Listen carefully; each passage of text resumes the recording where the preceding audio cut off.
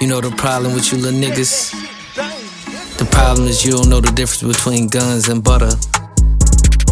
The guns, that's the real estate, the stock market, artwork, things that appreciate with value. The butters, shit, cars, clothes, jewelry, all that other shit that don't mean nothing after you buy it. That's the difference. Guns and butter, you little dumb motherfuckers. I want all my niggas to be millionaires, so we gonna teach y'all about this guns and butter shit for real. Welcome to Guns and Butter, episode 4. I'm your host, King Blake. We got a special guest coming in today, Queston George X. Peace. Peace. So, tell us a little about yourself, Q. My name is Queston George X, man. I'm from the west side of Greenville, from an historic neighborhood called Brutontown. I'm an ex-drug dealer, ex-felon, turned entrepreneur, turned businessman, real estate investor, etc. Okay.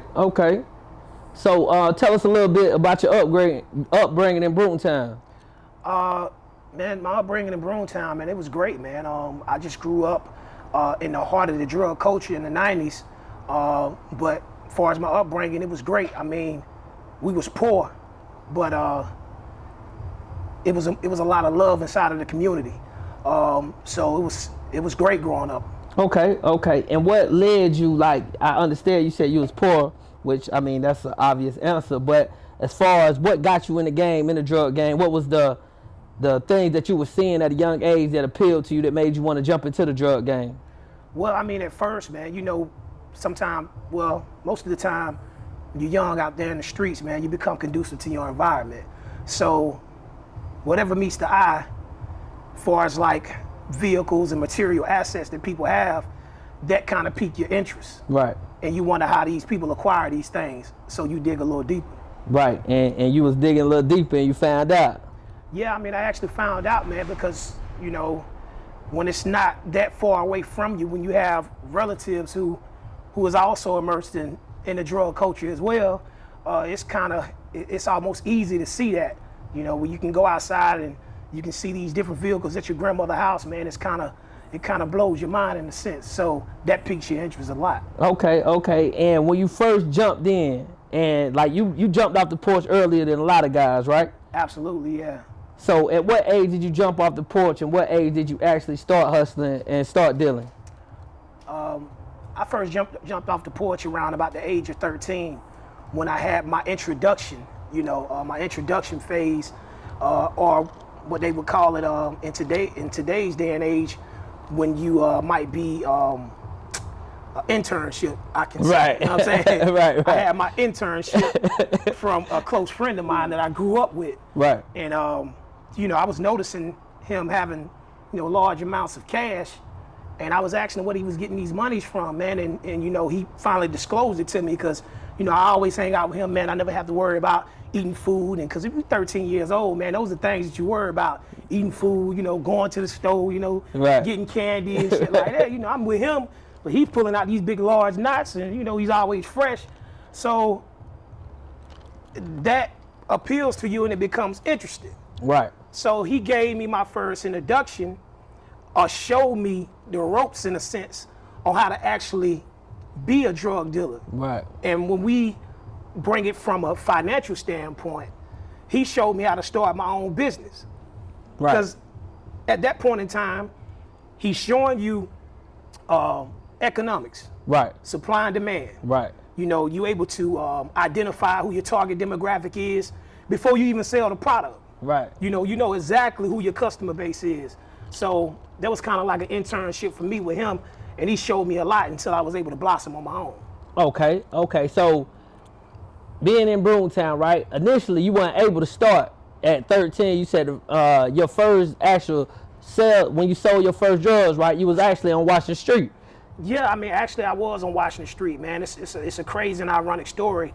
Towards the 8th grade, I was around in the 8th grade. I had ended up acquiring and collecting a lot of stolen product that I got from my cousin. Right. Yeah, I don't want to disclose his name, but they used to hide things inside of my grandmother's house, and I had access to it just to see it, because I know where they put it at. And I ended up accumulating a lot of stuff, and I get home from middle school and I just started riding my bike to Washington Street, and I knew exactly where the smokers was at, and man, I went over there, and you know, it was history after that. Did your thing. I did my thing. You know okay. Also at this time, you're also a tremendous athlete, great athlete. So at that time, being that you were caught up in this game, and at a young age being at that and a very talented athlete, how was that balance? Or what did you drive towards more the drug game, or did you focus more on football, and what ended up happening with that story? I mean, I always had you know, an affinity towards football, man. It was something that was my first love. I was just in love with sports in general, but I mean, I wasn't too good of a basketball player. I came from a basketball neighborhood. Right. It wasn't a lot of guys that played football, you know. But you had athletes that was over there that played football, went to play D1 sports, but it wasn't a lot of them like it was with basketball. So football was something that was natural to me. You know, I was always a muscular type of guy, and I was bigger than what I was supposed to be for my age, so it was kind of natural for me to gravitate towards that in a sense. And yeah, football was my first love, man. So in that, right? So you young age, 13, 14, playing football. After football practice, you going hustling, straight to hustling. Yeah, I mean, after football practice, I come in, I grab my pack, I go straight to my favorite spot. Man, I make me, you know, $600, maybe $1,000, man, in a couple of hours, man, and I go back in the house, you know. Take it to the house. Just take it on to the house, you know. Okay. Now let's tell us about like when you was, as far as high school football, you didn't really get to indulge in that, so you ended up going to prep school at Prince Ave, right? Absolutely. Yeah. Okay. So my high school career, far as on the public school level, man, it got cut short due to me, you know, being involved in the drug game, because I dove head first in it. And it's hard for you to tell a kid that's living in poverty to not go outside and possibly make $2,000 or $3,000 in one day. You know, you basically just hit the lottery. Right. You understand what I'm saying? Especially that age. Literally. This is the ghetto lottery that they was providing with crack cocaine. Where people can become overnight success. And if I'm 15 years old, never had a summer job, and I'm selling drugs, and I can go make $2,000 and $3,000 gross in one night, you tell me what you'll do at the age of 14, 15, 16 years old. I mean, it's right in front of your environment. Your environment, you become a product of your environment at the end of the day. You become conducive to that environment. Right. So that will make you gravitate towards that. Right. And that was my, you know, that was my escape from reality.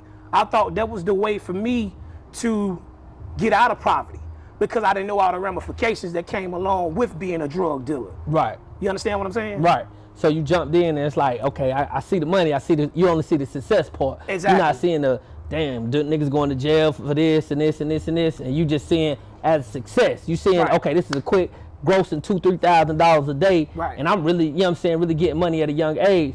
So as far as when you went to Prince Ave, when you went to Prince Ave, did you stop hustling, or was your main focus just football? No, I was still inside of the drug game, man, 100%. I told myself one day, and it's crazy, man, because you ask the creator for things, and he'll grant it for you. You know, I found myself, man, being out of shape. I definitely wasn't in football shape, man. I had been out of football maybe going on about, you know, close to 3 years now. So, you know, you ask the creator, like, man, look, I want this goal. Let me get another shot, see if I can try to make it to the NFL so I can try to take care of my family. And he'll grant you that opportunity. So I was granted the opportunity to go to Prince Avenue because I didn't have any eligibility left on a public high school level. So I had to go to an alternative route, which was Prince Avenue, and I was still able to play for, you know, 2 years. That right there, man, just it literally changed my life and gave me an experience that I never had. I actually got the experience that I ran away from with being in the drug game. Right. But I was full-fledged in the drug game, and even as you in school, how was your stats lines and what you was doing on the field? Man, my first year, man, you got to think about it, because I was 300 pounds, and then I cut it down about 250, 260 my first year. So I wasn't as agile as I was before, when I was just a slim 215, you know, 5'10" freshman, you know, built, you know, crazy, you know. So my first year, I rushed for about about 1,000 yards. I had about 12 touchdowns, and you know, that next year in 2006, you know, I got my body right. My body composition was right. My diet and everything was intact. I got down to about 235, man, and you know, I rushed for close to about 1,400 yards. I had 16 touchdowns. You know, so I had a good year that year. So from that, you was offered to go school as far as to play football on a collegiate level. Oh yeah, I mean, I had interest from North Carolina State. I got offers from Ball State, University of New Mexico, Wyoming. You know, a lot of mid majors. You know, but I ended up going to JUCO. No, before I went to the JUCO, I ended up committing to Charleston Southern. I had a full ride at Charleston Southern. Okay. So they came in late. This coach named Marcus Gladden, the black guy. I sent my film because I was sending my film to everybody, and he came to the school, and he also came to my grandmother's house, and I was asking, man, you know, how was the path to go to the NFL at Charleston Southern? And he was like, you know what? He said, man, we just got a dude, I forgot his name, his last name was Price, but he had caught like 115 balls in 1 year. Okay. At a D1 AA. Yeah. And that was big. He ended up leaving his junior year. The Kansas City Chiefs signed him as a undrafted free agent. Okay. But he told me, he was like, look, man, you want to go to the NFL? We want you to come down here and compete for the starting job. He said, if you rush for 1,000 yards each year, he said, man, I can almost guarantee you'll go to the NFL. So how you ended up, boom, that opportunity was afforded. Unfortunately, you weren't able to get the opportunity. You ended up going to the JUCO out in California, right? Yeah. Okay. Well, actually, I had over a dozen JUCOs. Initially, I signed my letter of intent to go play for a junior college in Illinois, right outside Chicago, in a place called DuPage. It was called College of DuPage.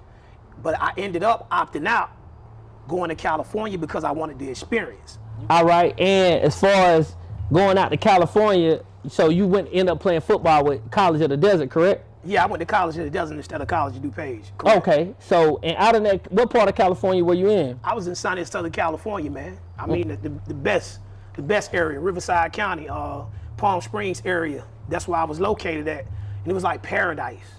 You know, coming from down south, man, you seeing everything that's, you know, a lot of greenery, and you go out on the West Coast, man, you got palm trees and everything is pristine, and the weather's beautiful all day long. It looked like paradise out there, man, and it was unbelievable, man, breathtaking.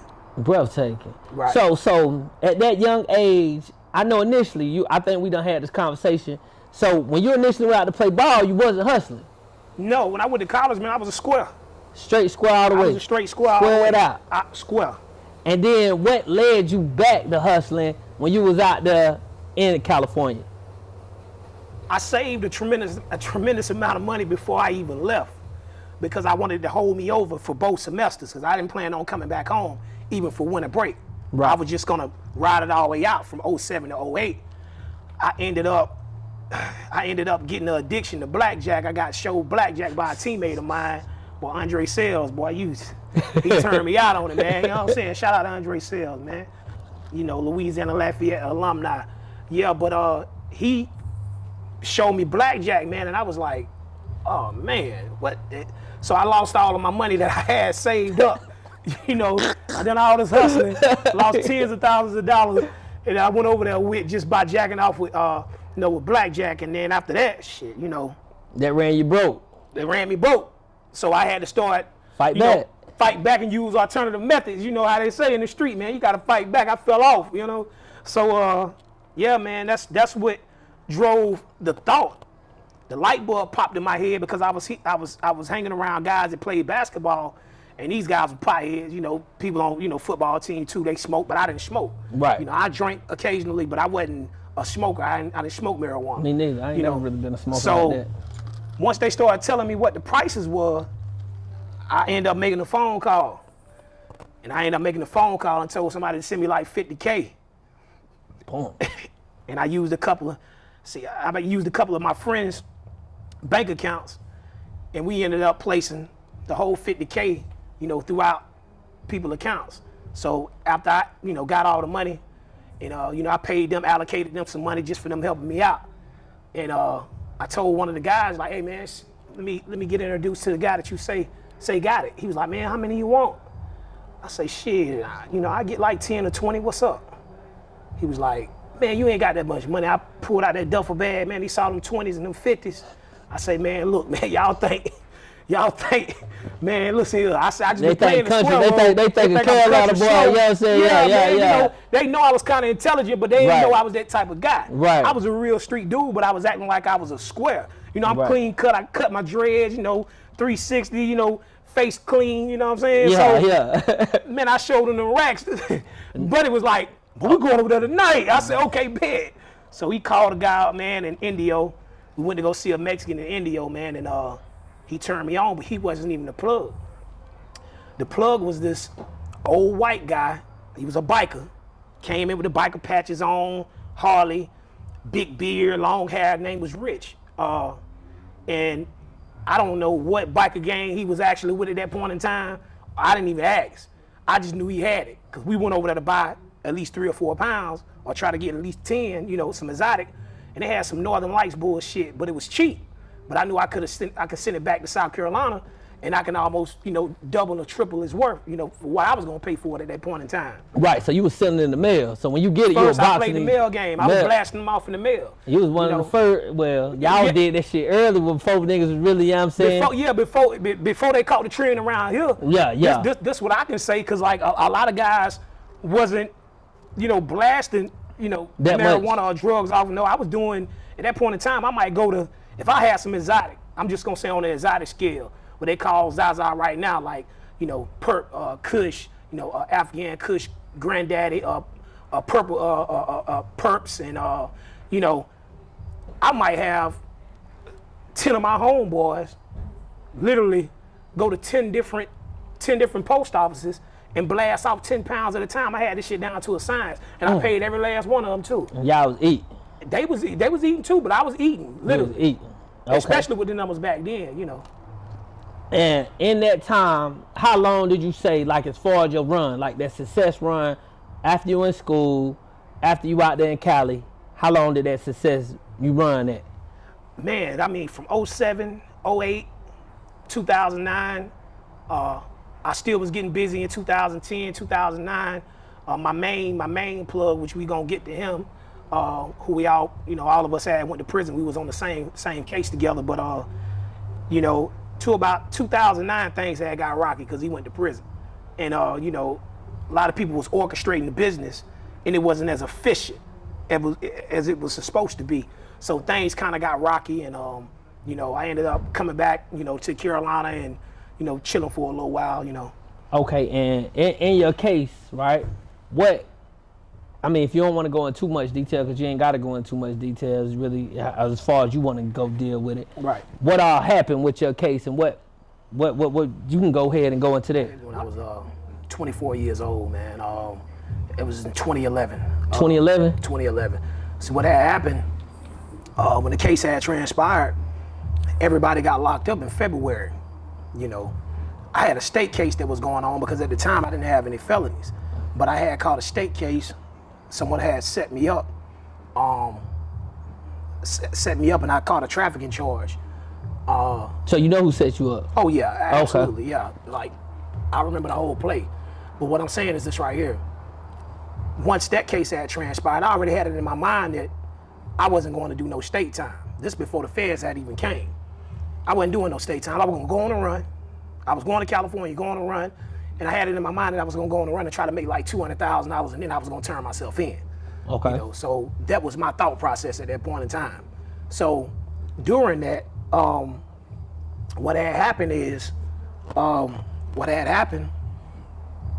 we had a situation that transpired in February where a superseding indictment had came down.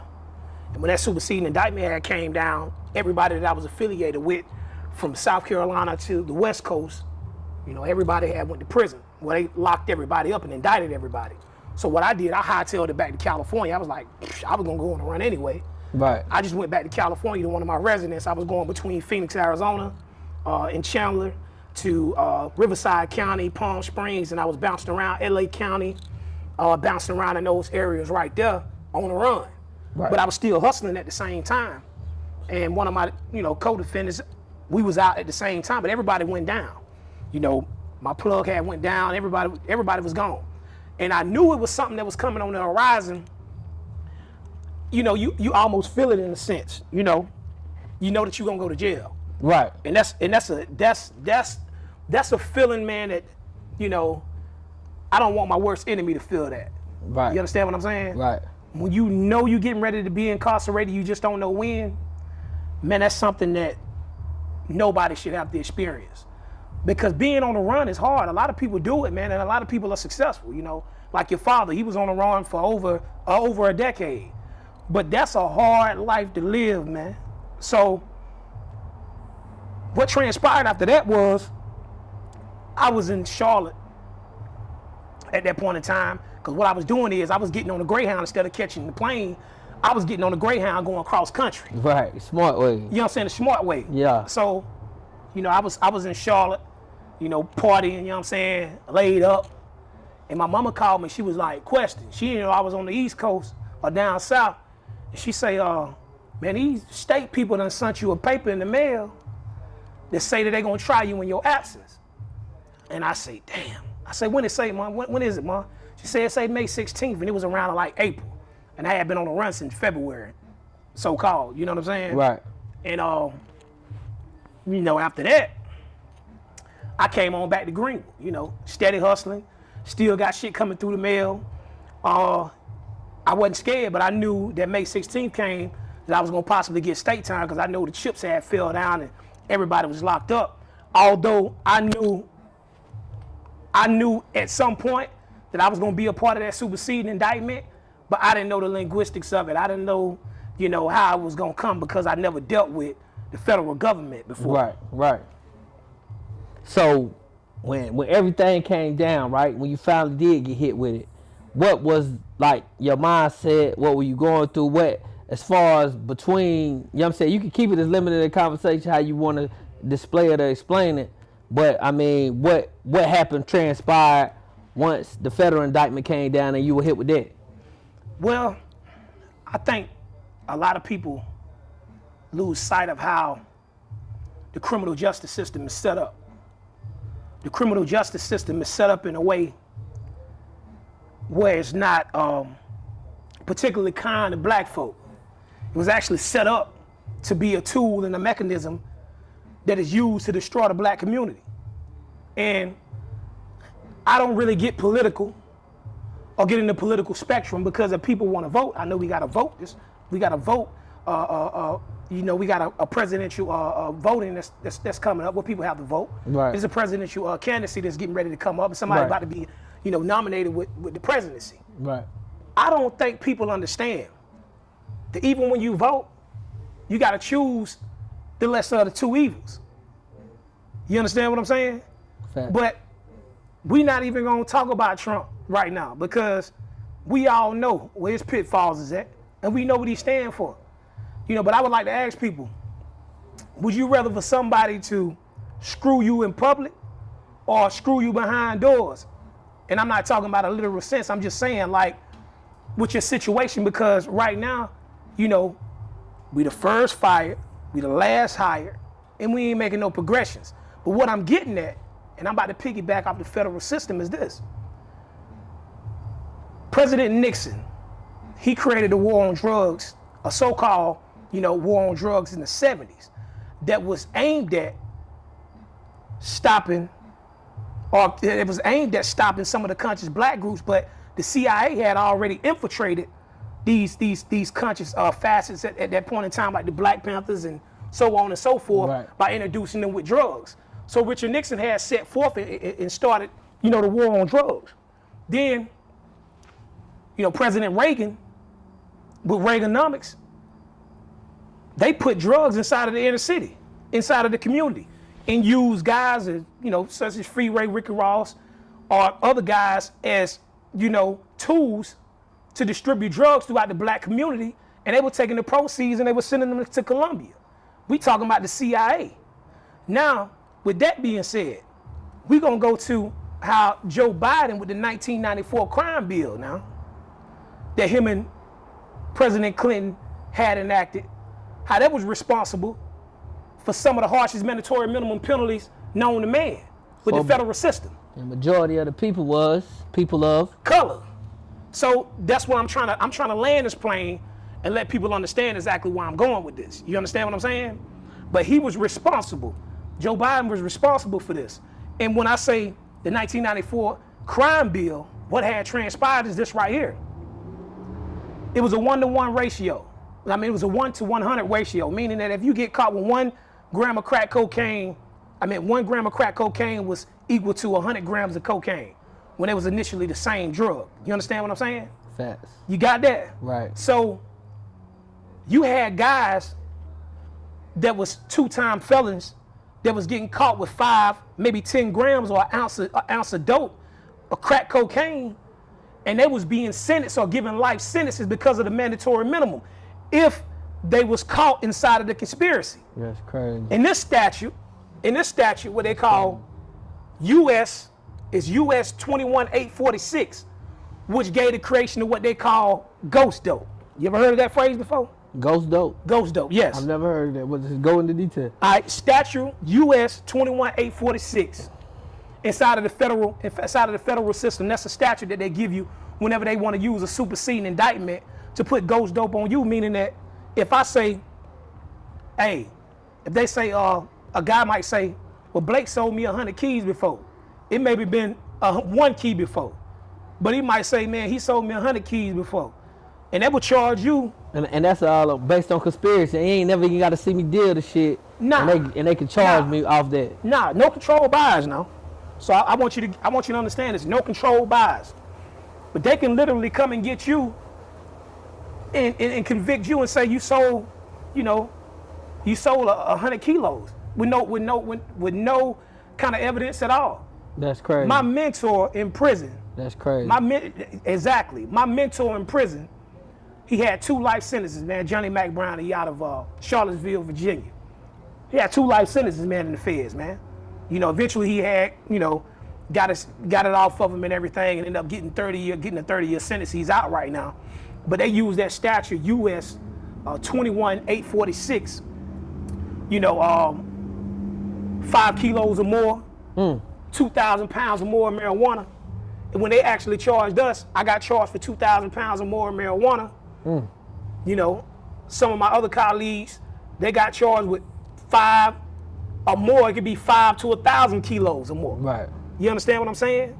So with that statute, it automatically puts you under the mandatory minimum penalties. And the mandatory minimum penalties is what Biden had enacted with the 1994 crime bill. He couldn't care less about black lives at that point in time. Okay, so he destroyed the black community. With that being said, when your federal indictment, how many years you was facing with that? I pleaded to a 10-to-life plea. I didn't have no felonies at that point in time, 0 criminal history points. But what we're gonna have to understand is they set tools in place that a lot of guys been using. A lot of guys don't know about a Rule 35B. A lot of guys don't know about a 5K1. You understand what I'm saying? And when we got indicted, it was a good time at that point in time for us to come inside of the federal system because some of the laws had changed. Obama had shifted a lot of laws along with him and Eric Holder. So, crimes that we had got committed for on the sentencing table, we might have been at a level 40. They probably brought us down to a level 25 for guys that just came in the system. It changed. Everything on the scale, on the federal scale, on the federal sentencing laws, it changed. That's why a lot of guys got lesser sentences and they was able to come home and stuff like that. In 2011, that's when we got, I got indicted May 16, 2011. So with that being said, it was a lot of tools that had been used. And I was wondering, when guys that was going to prison, going to federal prison, these guys was in major conspiracies. And they was going to federal prison and doing 2 and 3 years and then, getting out. This is before the internet for anybody can have any kind of exposure to put you, on the internet about anything. Or try to expose somebody. Yeah. But these guys in the 90s, it was the harshest mandatory minimum penalties known to man in the 90s. So how them niggas was getting that time? Exactly. Okay. So how they was getting these time cuts, and even in the 2000s. I remember guys getting, 15, 20-year sentences, but you be so glad to see them when they come home, you don't pay no attention. Right. But what I'm trying to tell you is this system, man, that has been set up, by the enemy, he has used this system as leverage. And this same system is the system that most young black guys, we grew up having an affinity or even idolizing or try to emulate European gangsters and mobsters. Right. And they use this conspiracy, the same conspiracy that they're using against us, you know, for the mob, for that organization of crime. The RICO, that's where it initially started with the mob. Right. That U.S., what I'm trying to tell you is this right here. That U.S. 21846, that was crafted just for us for ghost dope. They used the criteria from the RICO. They used the criteria from the RICO and created a whole new law that will automatically put us in a mandatory minimum penalty, that if it's your first offense, 10 to life, if you got one felony coming back with another felony in the feds and they get you and indict you, 20 to life. If you got 2 felonies, automatic life sentence. Listen what I'm saying with the mandatory minimum penalties, man. And niggas ain't trying to go away that long. But what I'm trying to tell you is this right here. We grew an affinity and a love for these European mobsters that didn't even like black folk. We emulated them. We tried to craft our whole organization after them, knowing that these white folks created laws in order to suppress us from the beginning, even with the conscious movement. A lot of people don't even know, man. People be idolizing the mob, and mob they call you a moolie. Exactly. Fucking moolie. Exactly. You know what I'm saying? So we have to understand, we got to be able to identify this, and you got to ask a man. And I know a lot, because I had 0 criminal history points. I can't say that a lot for, a lot of guys around here, but I ain't have no felonies coming in. So I had 0 criminal history points. I ain't never been in trouble before. But I done been around guys in the county jail with guys that came in with life sentences. They had mandatory life pleas. That's all it was. Ain't no talking, ain't nothing. Man, you got 3 felonies, man. The only plea that they offer you because you came in under this 1994 crime bill, which Biden put in place, and Bill Clinton now. Guess what? Mandatory life. And this man probably ain't never made $50,000 in his life before. So what would your, a lot of, streets talk, people gossip, people say whatever they say, whatever they want to say, whether it's hate, whatever, what you want to call it about your situation. Right. What would you have to say to those guys? Because, none of them probably never say it to your face or how they feel or what y'all situation. What would you tell them guys that always got something to say out their mouth about your situation? I would tell them this right here. I would tell them to do more research. And I would tell them as well, when they get in that type of particular situation, because the guys that I'm hearing is getting in this type of situation, these guys are multiple felons, and they still in the drug game prancing around. I'm just telling them this right here. I want you to do your research before you know what you're getting into. Because these guys, now you got these guys out here, they're going to do it. They're going to take them life sentences. But the Fed got a 97% conviction rate. So if we talking about percentages and you good with mathematics, if you know mathematics, you know universe. If you know universe, you know what? Mathematics, right? Right. Check this out. So you got 97% of those losers, and you only got 3%. When you go on federal yards, man, it says 2 kind of people. It's those who told and those who wish they told something. You understand what I'm saying? Right. Now, my particular situation, man, they can view it however they want to view it. But I'm just letting them know that I know these dudes ain't doing no 20 to life. And I know they ain't doing no mandatory life sentences. Hell, these dudes don't even take 120 months fed. You feel what I'm saying? But you got guys that went to jail and doing their time. You understand what I'm saying? But it's just the stigma, man, that get placed upon you when you go to the federal system. Right. You know, it was like back in the days, everybody that go fed, oh man, you police automatically. Right. But we gotta understand, man, we've been dealing with guys that have been police for years. Like when I was 16 years old. Not even knowing. When I was 16, I had information that was put on me when I first got popped with my first case. And I didn't get no time for it. I ended up going to college. I got pretrial intervention. I saw through my motion of discovery that guys that I know from the streets that I was dealing with Come on, man. They was telling But you. I never, You never exposed I never said nothing to him. You understand what I'm saying? Wow. But and this niggas make you look at niggas different. man, come you be on, like, man. wow, Listen, y'all man. niggas. Listen y'all what I'm on trying that. to tell you, man. So I wanted my story to be crafted the way that it was supposed to be crafted because I knew my situation was ordained to go exactly the way it was supposed to go. Right. I had chances to alter my course. We all have chances to alter their course. Facts. But this right here was supposed to be a testament. This was supposed to be a testament of a triumphant moment, in a sense, that when young guys see this, because we got to look at who they following, man. We got to look at who they following. The images, man. We got images of entertainers, actors, and sports superstars. You know, and athletes, bro. They don't keep it real, man. Exactly. They don't keep it real. And with they giving That's you, what we for. That's what we here Exactly. for, though. But- we just here to display that. but they not giving the youth an understanding of what entertainment in reality is. Right. Because these young kids are subscribing to this, And thinking it's the lifestyle to live. and that's not the lifestyle. Right. You understand what I'm saying? So I wanted my story to be a living testament for people to see, and they can see, well, look, I don't want to alter his course. You know, I wanted to be an open book. So I wanted to expose myself so I can be inspiration for other kids. Right. You understand what I'm saying? That's So they can look at me and say, man, boy, you know what? Q did this, but he was triumphant. You understand what he had perseverance. And look what he's doing now. Right. So you can make the right decisions. So with that being said, during those, you did 5 years, right? No, I done 6 years. 6 years. Yeah. My bad. 84 month excuse me. sentence. 6 years. 6 years, yeah. So in those 6 years, during that Fed time, what would you say was the most impactful thing that happened to you while you was doing that time? Man, you know, you go inside a federal prison, man. I can say this, man, it was more of a gift than a curse for me because you go to the institution of higher learning. If you want to learn options trading, guess what, man? You got a master options trading guy that's in there who maybe, you know, done some kind of fraud where he's locked up and maybe done some fraud for $30, $40 million, but, you know, he's just right down the hall. And he can teach you how to trade and teach you how to do options in prison. So you saying that within the federal prison, you in there with elite criminals. You end up So with with elite criminals and I mean these are mastermind businessmen who had multi-millions of dollars. I never even knew or couldn't even fathom the type of money that these guys had. And these guys was having 100+ K on their books. Easy. Man, listen here, easy.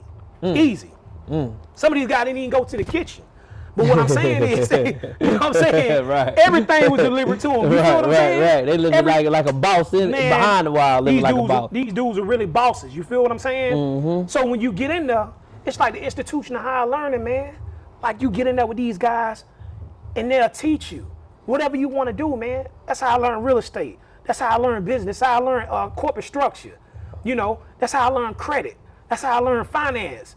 Because you get a hands-on experience with guys who really done it, and you get to talk to a guy that made $40 million before. And that was a gift. And that was a gift.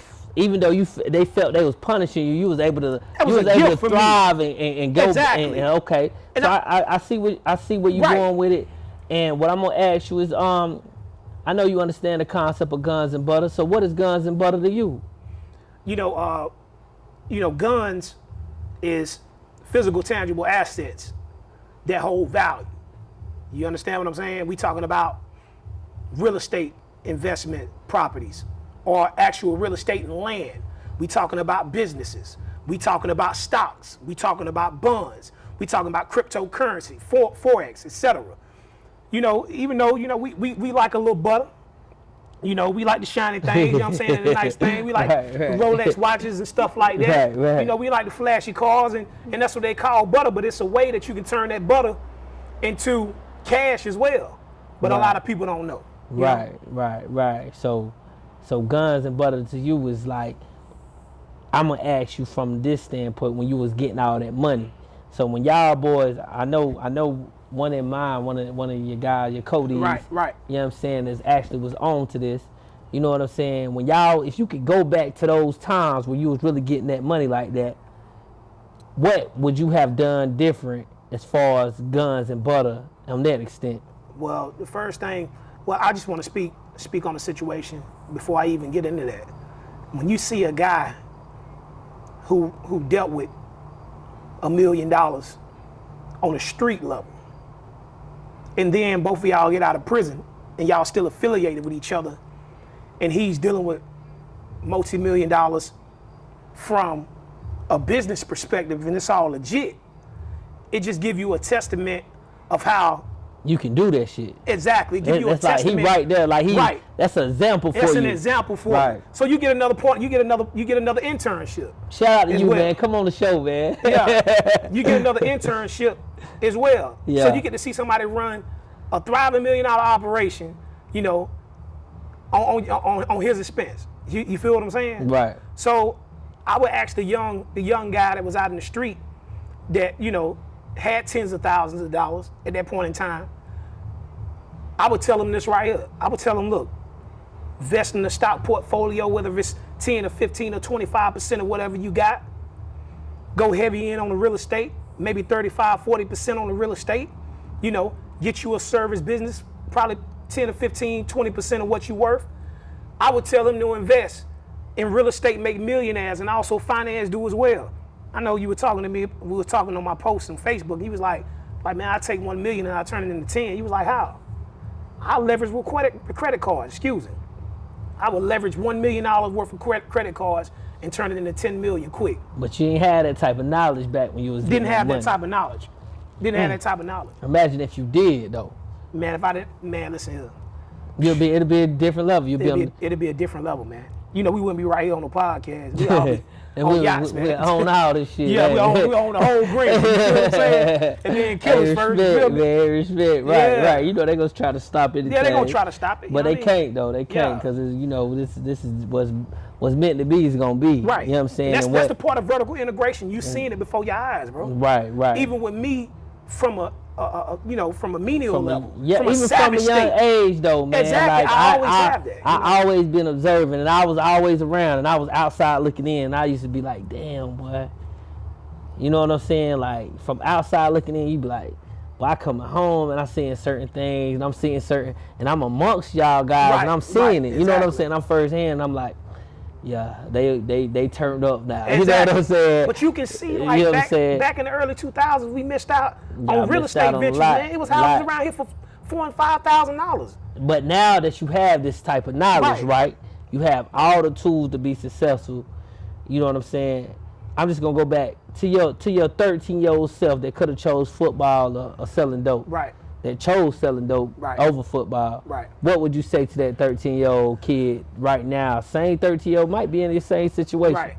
What would be your message to your 13-year-old self or either somebody else going through the same situation? I would tell that 13-year-old to have patience and have perseverance and to choose the long road. You know, because the tortoise always finishes the race and it beats the hare every time. You understand what I'm saying?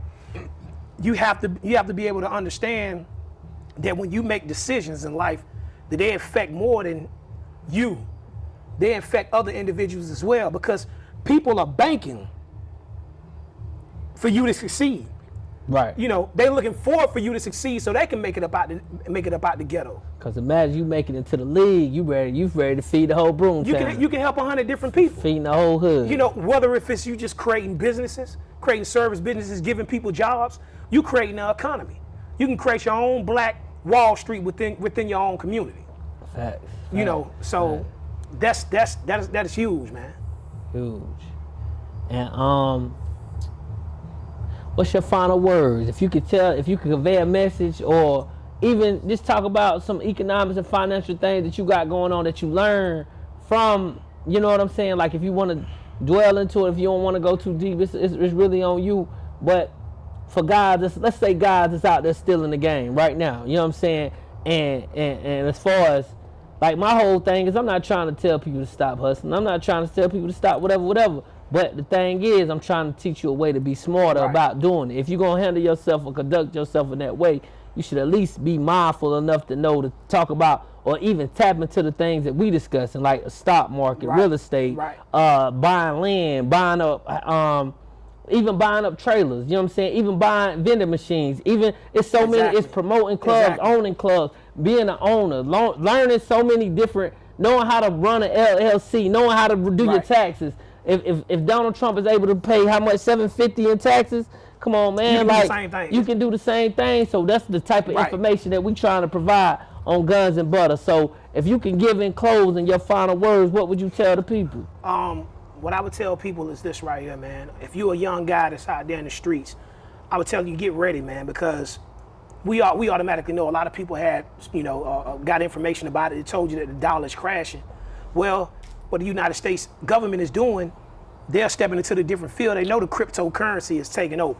So I would tell guys to get them a portfolio in cryptocurrency. Right now, the cryptocurrency that I have Ripple. I think Ripple is going for about 29 cents right now. I would tell guys to invest in Ripple, ESO, cryptocurrency. Bitcoin? I was getting a Bitcoin. Bitcoin is a long-term investment. They projecting Bitcoin to go to about $100,000 to $150,000 for one share. You think so? Oh yeah, that's the projection that's on it. I don't know, man. Listen, Ripple is about to go as well, and they got a cryptocurrency that's coming out of China right now. I think it's at about $20 or $25, but that currency right there is supposed to overtake Bitcoin as well as ESO. And ESO right now is going for like 30-something cents. So ESO is supposed to be the next Bitcoin. It's like a mammoth, a big woolly mammoth of a cryptocurrency that's more sophisticated. You understand what I'm saying? Right. I would tell them to invest in real estate. Put about 15 to 20% in stocks. You know what I'm saying? In bonds or ETFs or whatever you want. Free game. I'm just giving you free game. And man, I bought 3.2 acres in Chester, in Great Falls, South Carolina, from an auction site. I bought 3.7 acres of land for $3,000 from an auction site. You heard that? 3.7 acres for $3,000. I can go build. Giving you game, it's free, baby. But that's what I'm saying. That's the difference between Guns and Butter. That's the difference between Guns and Butter. Now, even with my trucking business, I came out here, I started a trucking business. I ended up buying four trucks. I've been out, getting ready to go on. It's like 2.5 years since I've been out. But I came out, man, my first year in business, after 2018, from 2018 to 2019, I made 6 figures in my first year in the trucking industry. This would be an owner-operator. And I got tax returns I can show you. Free game. But you don't have to get in the truck like me. I wanted to get out in the truck, get the truck because I wanted to experience it's something. Other lanes in logistics too, like the Sprinter vans. You can get Sprinter vans. The van. You can do you can be in the dispatching and logistics sector. It's just so many different ways. Just push out loads and get money like that. Yeah. But I just want everybody to be smart, man, and I want you to be smart of the law. And this is my last cue before I go.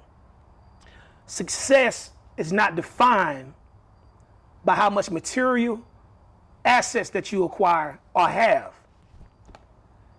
Success is defined by the people that you help on your pathway to success in order to make them become successful so you can create a carbon copy of yourself. Because if you go broke and I created 100 individuals that just like you, I can never be broke. Fair. Peace. Peace. And there you have it, Guns and Butter, episode 4 with my special guest, Queston George X. Peace. Peace.